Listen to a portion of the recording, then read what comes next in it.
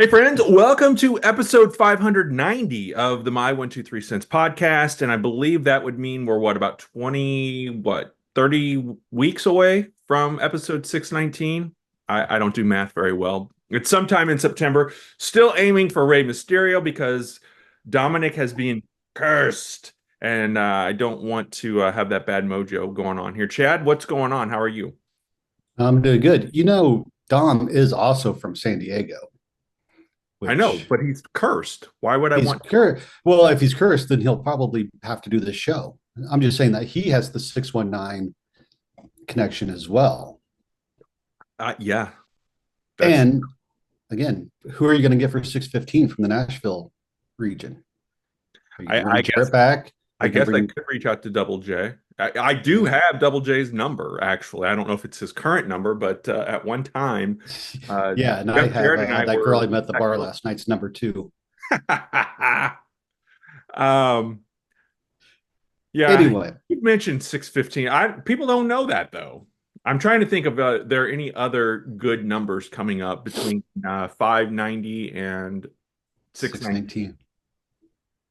It happened with RVD. Yeah. That's why if, for folks that don't know, for episode 420, I did an almost year-long campaign to get Rob Van Dam, and literally, probably 2 weeks before the show was to happen, he responded to me, and we ended up recording. And it was actually the first time I did this podcast via Zoom and had a video link for it. So you can thank Rob Van Dam for seeing Chad and I every week now. But it was just a grassroots thing, and obviously Rob Van Dam was not connected to any major company, so I didn't have to jump through all those hoops with RVD, or I'm sorry, with Ray or Dom or both. I'm not optimistic, but I'm going to continue to be annoying on Twitter until I get someone's attention, and maybe one of them will cave and do it. Um, Maybe you can get both, and you could be like the therapist sitting down to try to get there you go. repair that father son dynamic. I like that idea. I like that idea. But we mentioned Ray being, or I'm sorry, Dominic being cursed by Danhausen. We last week's episode we did a pivot and it was all about Danhausen. And in the week since then, Chad, give me your thoughts on. We're going to eventually get to our topic of WrestleMania here, but I want to talk about Danhausen because he's a unique character, gimmick, whatever you want to call him in WWE right now. And I think that the reception has been lukewarm, maybe. What's been your perception of the IWC, which again is a small volume of fans, but it's also the most vocal crowd out there. I've Yeah. seen a lot of hate for Danhausen that I don't necessarily agree with, but give me your thoughts. Hmm. I mean, did you not watch Raw? He said he had an overwhelmingly positive debut. I No, like I how mean, he's embraced it. yeah, I think Danhausen right now, after two episodes when Raw went SmackDown, Yeah. is kind of exactly where I expected Danhausen to be. And Hmm. that is, I think he'll be more of a character Hmm. than a wrestler, which I think, based on what I've seen of him wrestling, and Probably. that's not to be a slight, but I think Right. the strength comes in the character, Yeah. interacting with people, not necessarily from whatever he's going to do in the ring. I think although Dom losing the IC title when I would assume that he's going to face Finn at Mania, I would have thought that would be over the IC title. Mm, Um, yeah. so, um, but I liked how that came about by him cursing Dom, Yeah. and and great. I mean, it depends on how you look at the cursing, and if it's going to be treated as something serious or if it's going Right. to be a mind game. Where if a wrestler gets cursed, then it's like they get the yips and they don't know how to react afterwards because they think they're cursed.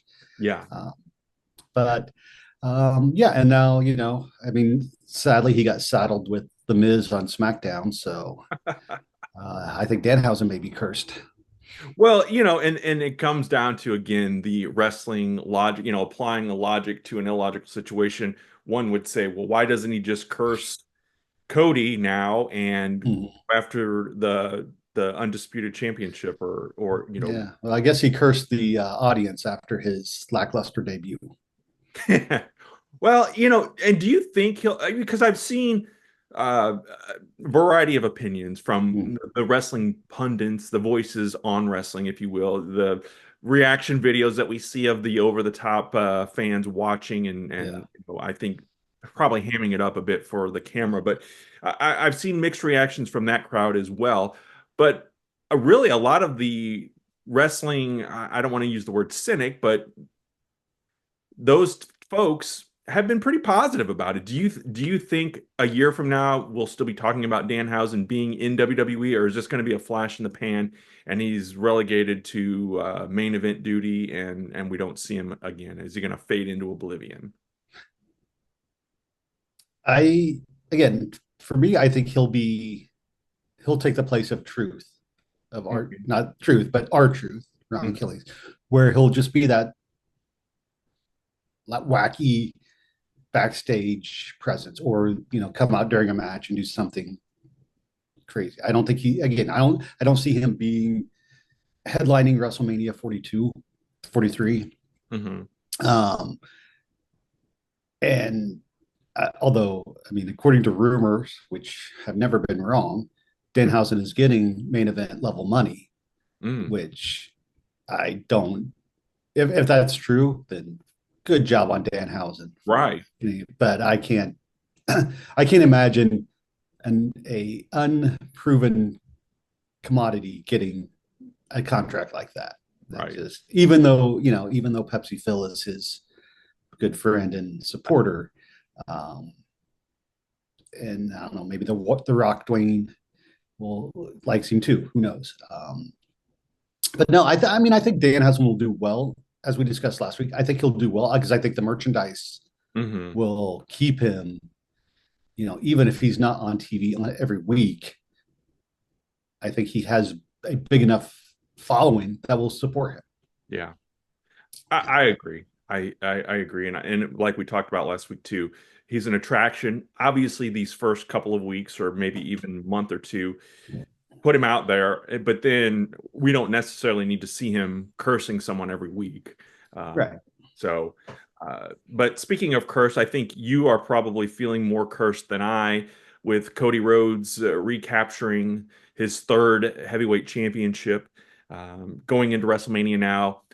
As of this recording, it's going to be Randy Orton versus Cody Rhodes. Not a triple threat, not a fatal four-way, which I hope they keep it this way. I, for one, uh, am happier with this main event than with Drew McIntyre. Not a slight against Drew. I think, unfortunately, Drew kind of rose to that prominence in the COVID era, and I think that hurt him as far as, yeah, he's established himself as a main event guy, but I don't feel like he is tippy top main event guy. I know it's kind of that going back to what's old is new, with Randy Orton being in the main event picture. I don't hate it. I don't dislike it. But I know you probably have some certain feelings about it. So what would you have rather seen for the SmackDown, I don't remember what's undisputed and what's world. Mhm. So we'll call it the SmackDown heavyweight title. Uh, would you have rather Drew stayed in that main event? Would we make it a fatal four-way, a three-way? What would you think?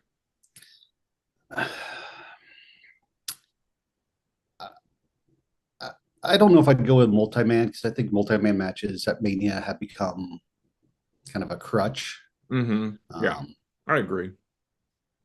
but and I have no, and I think you and I were talking about it after SmackDown the other night. I think Cody Randy is the better long-term story. For me, it comes down. It's the booking. It's Drew being in this position of champion up until, okay, now it's time to build for WrestleMania. Now we got to get back to Cody. Hmm. And Cody, Cody lost the Royal Rumble. Cody lost Elimination Chamber. Oh, well, now you get another title match, on SmackDown. I don't want to say it's Cody Hogan or, but it's, I compare it to Cody, to Triple H era in the early 2000s where it's to me, Cody is becoming Poochie, where it's like it's got to be all about Cody. And I've said it before on the show that I understand why Cody is in the position that he's in, but for me, since coming back to WWE, he hasn't really earned that spot in front of the WWE camera. It's been handed to him. So this match, Cody Orton or Drew Orton, it's going to be a night one match, and then we can go into, well, does night one even matter in WrestleMania? Like, what are the priorities or the importance of matches on the show? And I mean, as honestly as I can be, will I watch WrestleMania? Maybe. I mean, the VPN, Netflix seems to be blocking VPNs more regularly now, so I may have to break down and actually subscribe to ESPN for WrestleMania. But there's just, watching Elimination Chamber, there's something about the presentation. And I don't think it's just the amount of commercials and these long stretches between matches that kill it. I am not invested in the WWE product right now. Well, and with that said, real quickly, I watched NXT last night. Real quickly. I know. I watched Vengeance Day, which I don't watch NXT on a regular. The show was like 2 hours and 20 minutes. It was just kind of bam, bam. I'm not that familiar with a lot of the wrestlers, but the show I felt was probably the most entertaining WWE product show that I've watched in the last 6 months. Oh, wow. Okay. And I guess anyway, I'll save more WrestleMania predictions and thoughts of current WrestleMania stuff when we get closer, because we're still, over a month away from WrestleMania happening. So we'll tackle all of that as the show gets closer. But this week and probably next week will be a non-wrestling podcast. But then as we get closer to WrestleMania, we're going to do these kind of what if scenarios involving WrestleMania. And this first week, we are going to say what if WrestleMania had failed. And when I say WrestleMania, we're talking numero uno, the very first WrestleMania. We've talked about it before, Chad, 41 years ago. Big buildup leading to WrestleMania. We're both early in our fandom. I think you were watching, but maybe not. Did you get the gravity? Because, I was just about to turn 12 and you were probably 10 or 11 at the time. Did you get the gravity? And I make it sound like this is like a major important thing, but as a wrestler, he's on AEW. What's that? He wasn't wrestling. So Gravity is on AEW. He wasn't wrestling at WrestleMania 1. Good one. Did you understand at the time, though, what was happening? Like that this was more than just the syndicated superstar show, or and back then it wasn't even Superstars; it was still Wrestling Challenge. Or did you? What were your ideas and thoughts leading into the first WrestleMania? Because we weren't getting, obviously, pay-per-view wasn't a thing yet. We were getting these specials on MTV kind of leading up to WrestleMania. There was no Saturday Night's Main Event. It was just that Sunday, for us, Sunday morning wrestling on KPLR. Mm-hmm. Well, I mean, as we get into this, we're going to see that I don't still understand the prospect of WrestleMania 1 failing and what that actually would mean. But yeah, for my fandom, I was, less than a year into watching WWF because I didn't see it until it took over the Wrestling at the Chase time slot on KPLR. And I've mentioned it on this show many times in the past. I watched WrestleMania 1 live, missed the first 40 minutes because I don't understand time zones. And so I knew it was big, but I don't know if I realized how, and again, I didn't have MTV at this point, so I didn't see the lead up shows. I didn't, other than, what they would show on Wrestling Challenge, the recap. So, I mean, so I knew WrestleMania was big, but I didn't probably understand the gravity of what it would actually be and what it would lead to. I've seen different reports. So take all of this with a grain of salt. And I think they talked about some of this in the WrestleMania documentary that aired, or that they released on DVD. But allegedly, it was a gamble for the McMahon family. They mortgaged the house and put things up. Um, Spent about $1 million, I think, at the time, and it ended up generating between 10 and 12 million are the reports that I've seen. Again, I don't know how true this is. It was broadcast over closed circuit. It was not pay-per-view. So if I can remember correctly, closed circuit, we had a friend who had the big satellite dish in his yard. I think you had the same thing going on at your house. Yeah. Do you remember the process for that? Because he called and said, "Hey, come over and watch WrestleMania." Um, and we went over, and it was on delay because we watched it that evening. Like, it was dark outside, and I know WrestleMania was held in the afternoon, Yeah. back in 1985. So, um, we had to have watched it on some sort of delay. Obviously, no internet back then to get spoilers or anything like that. But do you remember, did your family pay for that, or was that part of the MSG network, or how do you remember any of those details? So what I remember, and real quick, this is something I learned, I think last year when we were talking WrestleMania is I knew it was on at 1 o'clock in the Mhm. afternoon. Right. I didn't realize that there was a New York Rangers game that night at Madison Square Garden. Oh, wow. Um, Yeah, that's right. so it's like an interesting, now they take over the entire arena for a week, much Yeah. less, hey, okay, your show's over, get out of here. We got to get We real need to put fan, the ice sports back. fans in here. Yeah.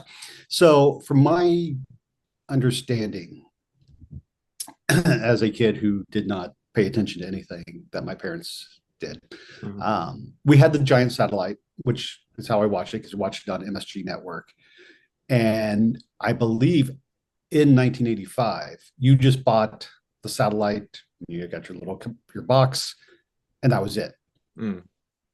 And then you could pick up every signal that was out there. Yeah. Um, then, in the next, after those started getting popular, then they started, and I guess technology came along to be able to scramble the signal. So then you had to buy a descrambler and order the channels, like basically with cable or whatnot. But I think at the time it was just, hey, you have a satellite, knock yourself out and watch whatever you want. Because I don't remember. I know whenever I would watch MSG, I would just turn on the MSG channel because again, they would have shows the last Monday of every month, um, Yeah. at MSG, Yeah. and then they would do a show like I think on Saturdays at the Boston Garden because it was still kind of territorial at the Hmm. time. So yeah, you just turn it on and watch. So, you said something earlier, and we're going to get to that in a minute, but about not being able to conceptualize WrestleMania failing, and I'm going to ask you what you mean by that. But without, so obviously cable TV, I think, was a big part of the buildup of WWF, Yeah. wrestling in general. TBS, Ted Turner. I can remember even back when Vince McMahon bought that Georgia Championship Wrestling time slot on TBS, and there were very few shows. I don't remember how many, but I can remember sitting and watching WWF on a Sunday night on TBS. Mm. And then eventually it goes back to Mid-Atlantic, back then they called it, the show was called World Championship Wrestling. And then, but anyway, I remember all of that as part of that cable expansion, coming across WWF Tuesday Night Titans as a kid, and kind of hooking my interest. And so, beyond the syndicated shows we watched on KPLR or KDNL TV in St. Louis, there was also that cable component to it, which without that, I don't think that the expansion of the WWF would have happened. Um, Vince McMahon bought the company from his dad in 1982. So we're looking at about a 3-year window ish before WrestleMania hits. But obviously, he's putting all these players into place, signing Hulk Hogan and Roddy Piper and Bobby Heenan and Andre the Giant and Mean Gene Okerlund from the AWA or from Mid Atlantic. Piper and Greg Valentine come over. Without that expansion, there's obviously not going to be this big event. And pardon the dogs barking. Um, but without that, those components, it's obviously not going to succeed. But what part of the celebrity role do you see in this? Because today, by today's standards, I think in 2026, a lot of times we look at these celebrities that come in and people complain, the cynics say, oh, Bad Bunny or Snooki or whoever it is taking away from the main roster folks. But back in 1985, I think an argument could be made without the celebrity involvement. I don't think mainstream MTV gets involved and pushes it the way it does. But what are your thoughts on that? Oh, I agree. I keep saying we've talked about this before, and I need to stop because people need to just listen to us talk every week anyway, instead of thinking we're just For the regurgitating. newcomers, we have new The listeners. newcomers, yeah. Um, you know, Wrestling's not a draw. As much as wrestling fans want to say wrestling is awesome and it's the best sport, and I would agree with that. Wrestling is not a draw. Hmm. You need something to entice the people in. Now, why celebrities would get people to watch wrestling, I can't say, but I also don't understand why we have celebrity fascination. Right. But I think without Cyndi Lauper, especially, that rock and wrestling connection doesn't happen. Hmm. And and then the fact that Cindy was paired with Wendy Richter, who, at the time, women's wrestling wasn't what it is today. It was seen Right. as it would be like bringing in Emmanuel Lewis and teaming him with Haiti Kidd and be like, this is going to be our focus, Right. you Right. know. Yeah. But it worked because, and I think because you had MTV, which was this new, not counterculture, but it was the culture. Hmm. And by being on MTV, it somehow gave legitimacy to it. And then, you see after Hogan wins the title, was it Debbie Harry, Andy Warhol, like these celebrities that weren't necessarily huge mainstream celebrities, but they have like that fringe alt audience, Right. which helps wrestling. And then you bring in Cyndi Lauper, then you bring in Mr. T, who's one of the biggest stars on NBC Sunday nights at that time, and was just in Rocky 3. Right. And Yeah. I think somehow that helped. And it's watching now, looking back now as an adult and seeing Mr. T for what he is like as a kid, larger than life personas. That was the 80s, and that was Hogan, Piper. Mr. T was not, I mean, he was a larger than life personality, but he's not larger than life physically. Right. Yes, Um, definitely. which like I said, yeah, I think I've told you before. Watching the Karate Kid now is very odd to me because when Mr. Miyagi is beating up the Cobra Kai, it's like watching Yoda fight in Attack of the Clones. It's like, wait a minute, something's just good. But as a kid, you Right. didn't catch that Yeah. difference. Um, so yeah, so Mr. T. So anyway, back to your question. I think celebrity without celebrity, yeah, that doesn't get the it doesn't get the Entertainment Tonight. It doesn't get the People Magazine, Sports Illustrated. It's because wrestling was still, even though they're playing Madison Square Garden, Boston Art, it's still, bingo halls and smoky high school gyms. Yeah, because obviously the first WrestleMania it has that main event of Hogan and Mr. T against Roddy Piper and Mr. Wonderful Paul Orndorff.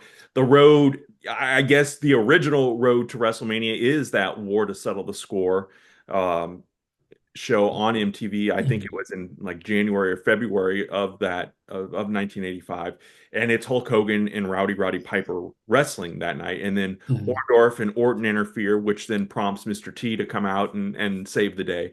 But Cyndi Lauper is also intermingled in there with Captain Lou Albano and Wendy Richter, like you said, and Fabulous Moolah, and so it was it's hard to explain if you weren't there, and I hate like that you had to be there kind of mentality with it, but really you had to be there. Like we can't explain to a non-fan or to kids today what that was like. I mean, as lame as it sounds, saying it as a 50, almost 50-year-old man, it was a thing. It was a happening. It was exciting. You went to school and you talked about it with your friends. You bought the magazines and Mhm. there was just this camaraderie, and you just you had to be there. And for me, and I don't even think that necessarily that with the wrestling part of it, but just pop culture in general. Mhm. Like, and maybe kids today do this, I don't know, but like I saw myself as one of the Goonies. You know what I mean? It was like you immersed yourself, or at least in my weird mind as a kid, that's what we did. Mhm. We had, the little toy gremlins or the He-Man figures, G.I. Joe. We were living that vicariously through these characters on TV, and now we have them in our hands or on the movie Mhm. screen. So it's a whole 80s thing, and maybe kids, I don't know. I don't feel like I never really asked them, but I don't Mhm. think it's a thing today like it was back then. And maybe it's because we didn't have the internet and we had to kind of use our imaginations and do those kinds of things. But again, I don't think uh, you mentioned it couldn't, or what did you mean by you can't conceptualize it failing? Family. So today you would say, it failed because no one bought the pay-per-view Hmm. or tickets didn't sell. Um, I think for me, looking at it as not really understanding the concept of closed circuit television. Hmm. It's like as mentioned earlier, I didn't have to buy it. I didn't have to buy the MSG channel. I just had it. Anybody who had the MSG channel, I believe, could watch it for free. Uh-huh. So, when they say like, "Oh, we put all this money into it, how did we recoup?" Well, okay, other than the box office at Madison Square Garden, what money is coming in or going out that you have to, recoup to be successful through closed circuit? And I believe it was WrestleMania 4 that you went and watched at Hmm. the old Kiel Center or St. Louis Auditorium, whichever was still around. And I can see that where like if a arena is licensing the show to air and then they're selling tickets to try to recoup their cost. But for WrestleMania 1, I just I don't, and maybe it's because it was on TV.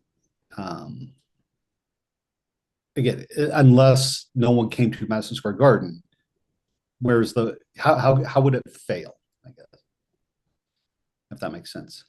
Well, what if, and I wish I had the numbers in front of me, but I look at it kind of like this. What did the syndicated shows, what did Super, or I guess it was Wrestling Challenge at the time, what did those Sunday morning or Saturday morning shows look like in the wake of WrestleMania? No. They build off that momentum because obviously, what, 6 weeks later, we get the first Saturday night's main event. They're syndicate, or I'm sorry, they're on broadcast television. It's beyond, obviously, yeah, it's late at night, but they're on TV. If you're watching, I have the first wrestling album behind me. Mm-hmm. That came a few months after that. Hulk Hogan's Rock and Wrestling cartoon becomes a thing. Lunchboxes, the LJN figures come out. All of this momentum in 1985 just exploded. And I think if people hadn't watched on closed circuit, if people Mm-hmm. had checked it out at the Garden, and there was a ton of promotional work that went into it. And you're paying Hulk Hogan, you're paying, I'm sorry, well, yeah, obviously you're paying all the principals, but the celebrities of Mr. T and Cyndi Lauper and Liberace and Muhammad Ali, all of that goes into this too. I think, and I don't mean to sound like an asshole when I say this, but I think if it would have started with WrestleMania 2, we might have been in trouble because I don't feel like WrestleMania 2 had the cachet of the first WrestleMania, and then WrestleMania Mm-hmm. 3 blows it all out of the water. And we'll get to all of those, not all of them, but we'll talk, as we do this series of Mm-hmm. what ifs with WrestleMania. So I think there was the possibility of it, and maybe fail isn't the right word, but maybe it didn't succeed or it didn't meet the level of expectation, or because I feel like there were factors that could have derailed WrestleMania somewhere along the way. Um, because we saw, JCP was doing, really, if you go Mhm. back to 1983, I think the first Starcade was in 1983, of Thanksgiving of that year. So, they had 18-month head start on Mhm. the WWF, but I never pined to watch Starcade. And you mentioned you had the satellite. Did you see any of those first Starcades? We got the satellite in '84, in Okay. summer of '84. And I don't think Starcades were broadcast on a channel like WrestleMania was the Okay. MSG. So I think you had to have, I don't know, either more know exactly where the satellite needed to be positioned. It wasn't just go to this channel. Uh-huh. Um, and I think, real quick to talk about JCP, Vince McMahon had the vision for national coverage. I Hmm. think JCP, even with Starcade, was still, hey, this is our territory. We're Hmm. going for the South. We're Yeah. not, we're not going to try to take over AWA territory, Mid South, world class Portland. This is for our fan base. Whereas Vince is like, screw you all. I'm taking over the world.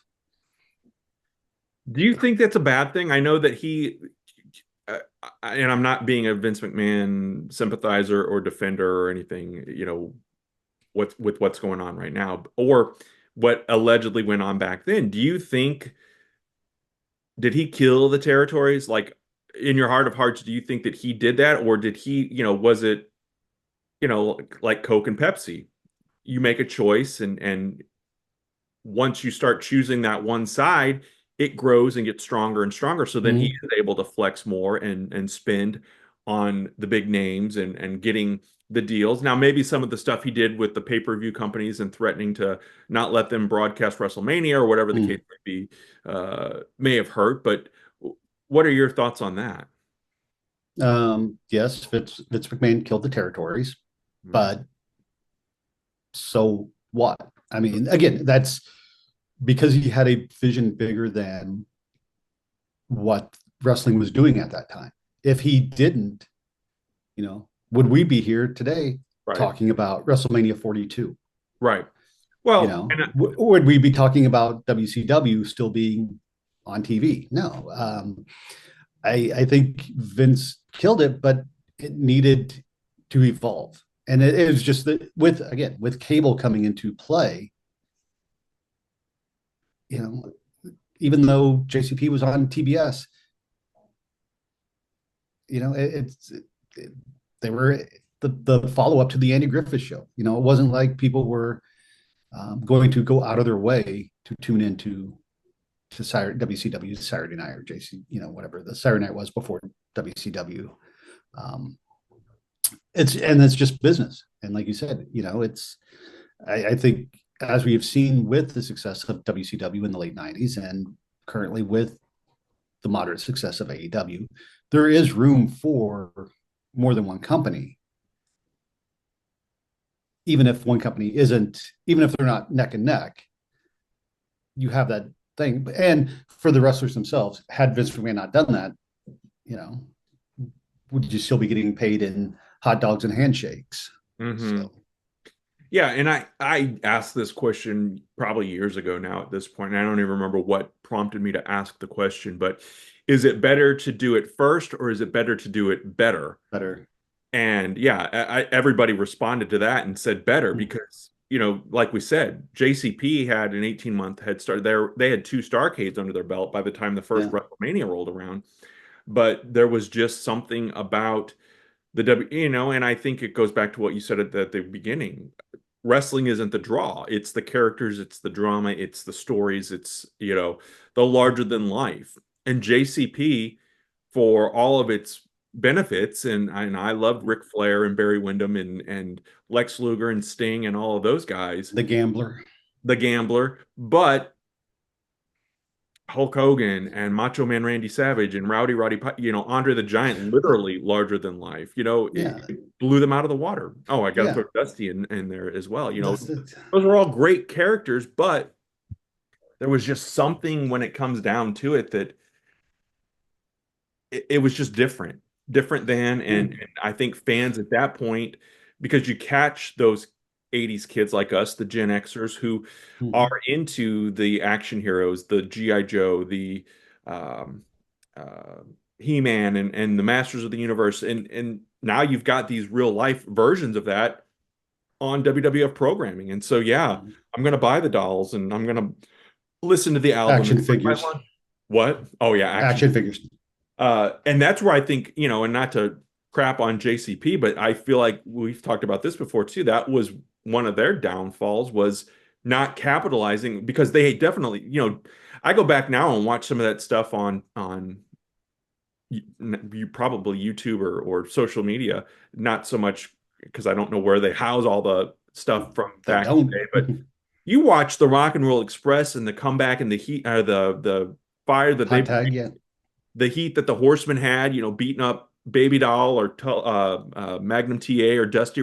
Like the crowd goes insane, but they didn't capitalize on that. And I think Vince McMahon, for all of his faults, you got to recognize the opportunistic qualities that he has as well, and taking that vision. Um, and even today, wrestling has become more acceptable, I think, but I still think there's a stigma attached to, like, oh, you watch wrestling. Uh, Right. but it's gotten better, obviously. But like you said, without the success of WrestleMania, and the people who were part of that and behind the scenes and in front of the camera, we're not here today doing a wrestling podcast by any means, and certainly not talking about WrestleMania 42, which Yeah. blows my mind to think about, honestly. Yeah. And I mean, to tie into what you've been saying and kind of reshape it, it's again for people that weren't there or who don't understand the significance of the 80s. And I granted, I'm saying this as an 80s kid who loves the 80s. And if I had a time machine, I would only live in the 80s. Um, but to contrast what WWF did and with JCP specifically is, again, you had larger than life. You mentioned He-Man, GI Joe, these cartoons that we had that were these characters. You look at the music scene, why was glam metal so popular? Because it was a lot larger than life character, Dave Lee Roth, Motley Crue, these guys who uh, didn't look like your normal, coming from the 70s band that's just up there in jeans and a t-shirt and, playing music. No, they have the spandex and the loud big hair, it's the image. So WWF capitalized on that for good or better, Right. cheesiness aside, which again would be kind of the downfall in the early 90s when things shifted. Yeah. But JCP, yeah, they had heat, but the Horseman beating up Rock and Roll Express from Magnum TA, that instead of being a larger than life thing, that just looked like something you would see at the Roadhouse on Right. Saturday night. It's like it was a more realistic performance when at the time, and I mean, you look at the action films, I talked about Mr. T's size and Mr. Miyagi. Again, Schwarzenegger, Stallone, Van, all these guys are like 5'7", Yeah. 5'8". They're not Yeah. huge, but the way they were presented at that time, very large. Yeah, and that's where McMahon and company also succeeded, because, go back and watch Andre the Giant coming to the ring. They're shooting from down below Yeah. and cascading up to this literal giant, and giving him even more, you know, cachet or Yeah. Yeah. I mean, real quick, look at WrestleMania 3 when Hogan and Andre are nose to nose. Andre isn't really that much bigger than Hogan, like Right. maybe like 3-4 inches tops. Like, and Hogan, I mean, is a big guy as well. But to sell the giant as being, I mean, I would like to see Andre versus, standing next to Big Show or Elegante or, because I think Andre versus Undertaker might be pretty similar, pretty Yeah. close now. Yeah. Yeah. I agree with that. But yeah, again, it's, I think you're right about that cultural shift as well. It wasn't just, Vince McMahon came in at the right time, taking over the company, and Mm. whether he recognized it or if the people around him recognized that we got to do something different. For what, 30 years prior, wrestling had been presented this on TV wrestling, at least, had been presented very similarly, dark, smoky arenas, or, not lit very well. The characters were kind of, other than like, your Gorgeous Georges, or, but like, look at Bruno and Bob Backlund and, Ivan Koloff, and I'm trying, Pedro Morales. Those guys were all someone you Ethnics. run into at the post office, or you know what I mean. It's not like a guy wearing a kilt playing the bagpipes and just Yeah. throwing fists, or those types of things. So Mm. I appreciate the fact that there was a recognition of the shift going on in pop culture at the same time that this was all happening, and getting Hulk Hogan on Rocky 3, even though Vincent K. McMahon, was opposed to that and didn't want, or I'm sorry, Vincent J. McMahon. Well, wasn't Hogan fired from WWF Yeah, because of Rocky 3? yeah. So imagine if Vern Gagne, who was, running the AWA, but Mm. as I've heard multiple accounts, he was stuck in his ways. He was set in his ways. He wasn't going to change. Had Senior, and I know he's not really Vince McMahon Senior, but for the sake of this, Vince's father, had he not gotten ill and sold the company, Mm. all this process, I think, would have eventually happened, but it would have been delayed. But it was, again, that perfect storm of MTV rising to prominence, kids and teenagers Mm. wanting to watch that, different programming, and now you're throwing in wrestling, and it's this larger than life form of entertainment. And again, I think you and I get it, that it is entertainment more than, obviously there's sport involved, but a lot of it, rest on that entertainment element of it. So we're going to watch it and continue to watch it. I haven't Yeah. missed WrestleMania. Watching it. I may not maybe always watched it live, but we've tracked it down, we've watched it, and eventually with this series, we're going to go back to our first WrestleMania experience in person as well. But you know, again, I think had it failed, we're not here talking about it. As many Vince McMahon haters as there are out there, I am glad that in that regard it happened and it became a thing, and not to paint him as a victim, or someone who was, because obviously he had the resources to make this happen and pull it off. But if it failed, would it have just gone back to Sunday morning wrestling and maybe Mm. Tuesday night Titans, and they try it again? I don't know. I don't know if you had the right players in place on air and behind the scenes to make it successful and make it work. Yeah, I don't know. And I was just thinking that I believe, and I didn't, this is something I found out recently. Tuesday Night Titans was first before primetime wrestling, Hmm. which I did not realize. I thought primetime was successful, then they did the Tuesday night talk show, not the other way around. But and I It, think, go ahead.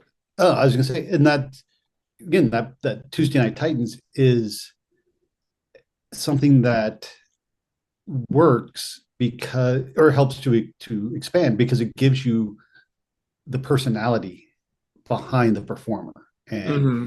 you know because I have to work positive AEW references into this show as much as I can, the Hey EW YouTube series that went on for a couple of years that recently ended was, I think, should have been more heavily promoted by AEW, because it helped give the wrestlers, it gave them a more rounded character than just what you see on TV. And with primetime, or with Tuesday Night Titans, yeah, I mean, the interviews weren't always great because the performers themselves, again, you're dealing with that transition in from what wrestling was. So you, a Bruno or a Pedro Morales, or, who just like, I'm going to come out and beat you up, to now getting that character and understanding what your character Right. is beyond, I'm Italian, Yeah. I'm Puerto Rican, Yeah. but when you have Jake Roberts out there with all the deadly snakes, which he apparently hated and was afraid of, Uh, but yeah, that or Mr. Was it Mr. Fuji that broke the bricks? I don't remember, but Yeah, it yeah, it's might have been. yeah, it's just those things that again goes into creating something that is more than just punch kick. Yeah. Yeah, and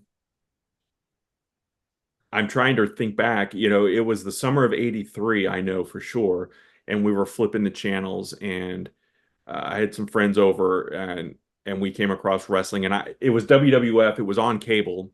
I think we had gotten cable that summer. Um, and I remember Jimmy Snuka and Don Morocco, and I remember George the Animal Steel. And this was back, he was still a heel. I think Mr. Fuji might have been managing him at the time. But anyway, those were the two things from that night flipping through. And again, it's kind of like those moments that hook you. And it was Snuka and Morocco in a verbal confrontation, and then Snuka jumped over the top rope and just beat the crap out of Don Morocco. But um, I don't know if that was Tuesday Night Titans or not. I don't remember any of the other aspects of the show. But yeah, there had to be a certain level of buy-in. I think, Ted Turner, we know, was a wrestling fan and liked that Americana, Andy Griffith, Braves baseball and wrestling. That was kind of the foundation, I think, in those early days of TBS, the Superstation. And so somebody at USA Network had to obviously sign off on this stuff because, you know, Vince McMahon, like you said, they had the opportunity then to have a show like Tuesday Night Titans to enhance or feed into the syndicated programs to eventually then the pay-per-view or the closed circuit, which, you know, Tony Khan and AEW unfortunately didn't have that same level, I guess, of or maybe they didn't structure. I don't know, but could AEW worked instead of adding a third wrestling program when they had what was it, Rampage or Collision? Rampage, yeah.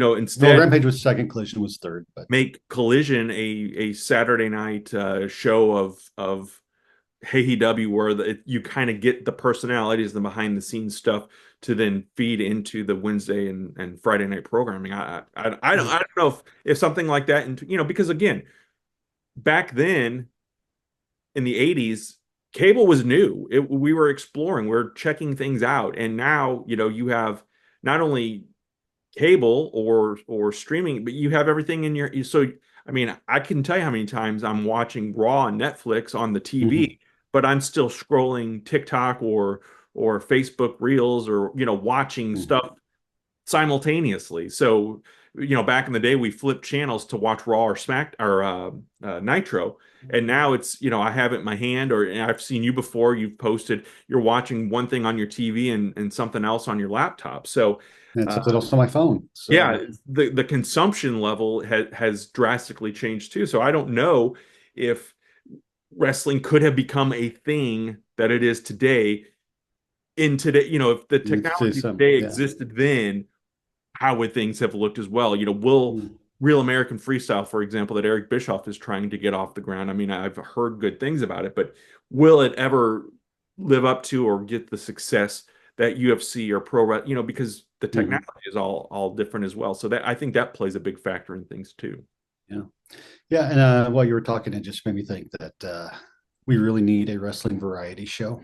We need to bring back the variety show like was popular in the 70s and 80s, Sonny and Cher, Brady Kids, but bring back a Carol Burnett type sketch comedy wrestling. Well, You know, prime time, we talked about that earlier. Yeah. Tuesday Night Titans was one thing, and for those who don't remember, it was more like a Tonight Show. Johnny Carson, Mhm. Vince McMahon played the host.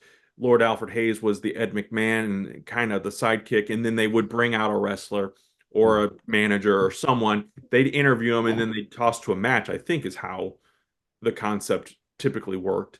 Then with prime time in the early days, it was Jack Reynolds and Jesse Ventura, and then eventually Jack Reynolds left, and it was Gorilla and Jesse, and then the most famous, I think, incarnation was Gorilla and Bobby doing it, and they're just tossing the matches. That was kind of a variety show, Mhm. kind of, and then eventually, do you remember when they Gorilla left, and then it was Vince McMahon and Bobby in front of a studio audience. Audience. They bring out, Yeah.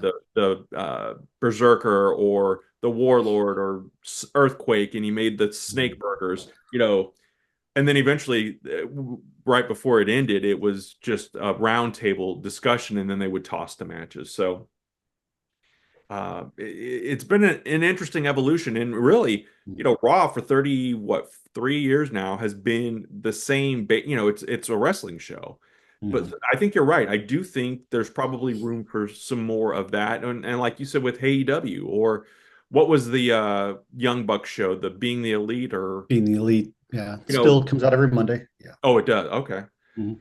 but again, do they talk about that on AEW programming, or is that something No. completely separate from?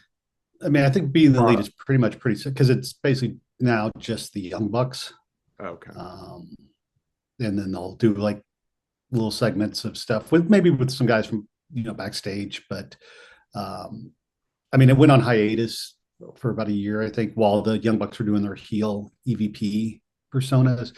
And before, it would be a lot more sketchy, not sketchy like shady, but sketch segments or Hmm. backstage stuff with more of the roster. But lately, it's just been the Young Bucks talking and then showing whatever match they were in the previous Dynamite. So Gotcha.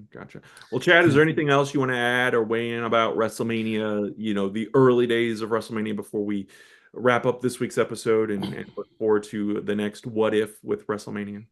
yeah, I'm just trying to think back to WrestleMania 1. And again, I mean, you go back and you watch it now, obviously it's not what WrestleMania is.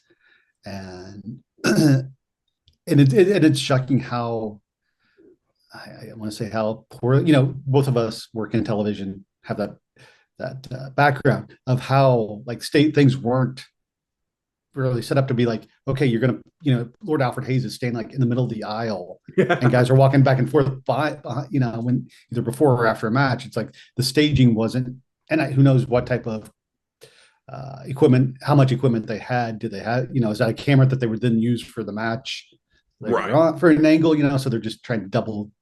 But um, yeah, I just again, I'm glad WrestleMania was successful, whatever that meant at the time. And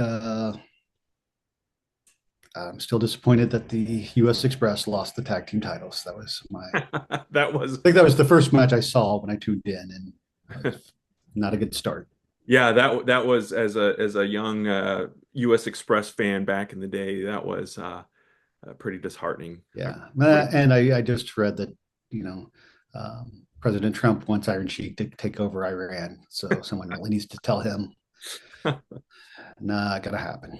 Yeah, absolutely. Well, Chad, thanks for joining us this week. Friends, thanks for listening and or watching. And let us know. We're working on the My 123 Cents Madness over on the My 123 Cents Facebook group and Facebook page. So looking for a topic this year. So weigh in on that as well. And we will see you next time.